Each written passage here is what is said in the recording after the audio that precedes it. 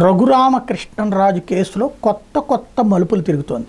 ఒకటి అందులో తాజాగా తులసి బాబు అనేటటువంటి వ్యక్తికి నోటీసులు ఇచ్చారు. అప్పట్లో సిఐడి హెడ్గా పనిచేసినటువంటి సునీల్ కుమార్కి అనుచరుడు అని చెప్పి ఇతని మీద ప్రధానమైనటువంటి ఆరోపణ. రఘురామ గుండెల మీద కూర్చుని గుద్దినట్టు ఇతని మీద ఆరోపణ.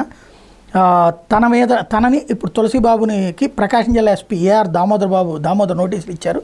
ఈ నెల 3వ తేదీ మధ్యాహ్నం 1 గంటకు ఒంగోలులోని ఎస్పీ కార్యాలయం విచారణకు హాజరు కమ్మనమని. ఇదివరకు ఇట్లాగే హాజరైన తర్వాత విజయపాల్ని అరెస్ట్ చేశారు కాబట్టి ఇతను కూడా అరెస్ట్ చేసే అవకాశం ఉంటుంది.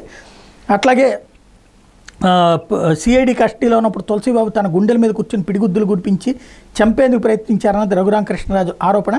తనకు అప్పటికే బైపాస్ సర్జరీ జరిగిందని, ఆ విషయం తెలిసి కూడా 100 కేజీల పైగా బరువు ఉన్న వ్యక్తి నా గుండెల మీద కూర్చున్నాడు, పిడిగుద్దులు గురిపిస్తున్నాను, అంతమందించేది ప్రయత్నించాడు, అని చంపేసి గుండెపోటుతో చనిపోయినట్టు చిత్రీకరించాలనుకున్నా, నా ఫోన్ తీసుకున్నారు, దాని పాస్వర్డ్ చెప్పేవారు కొడుతూనే ఉన్నారంటూ రఘురామకృష్ణరాజు పోలీసులకు ఫిర్యాదు చేసిన నేపథ్యంలో అవన్నీ వాస్తవాలేనని దర్యాప్తులో తేల్చినటువంటి దాంట్లో భాగంగా ఎవరు కూర్చున్నారంటే తులసిబాబు అన్నటువంటి పాయింట్ని ఇప్పుడు ఐడెంటిఫై చేసి అరెస్ట్ చేసేందుకు రంగం సిద్ధం చేశారు ఒకవైపు. రెండో వైపున వచ్చేటప్పటికి ఇందులో ఎవరైతే ప్రభావతి గుంటూరు జీజీహెచ్ అప్పటి సూపరింటెండెంట్ వచ్చేటప్పటికి ఆమెని హైకోర్టు ముందస్తు బెయిల్ పిటిషన్ వేస్తే ప్రస్తుతం అక్కడ ఉన్నటువంటి న్యాయమూర్తి శ్రీనివాసరెడ్డి గారు ఈ కేసు నేను విచారించను, ఇంకేదన్నా బెంచ్కి పంపించమని రిజిస్ట్రీని ఆదేశించారు.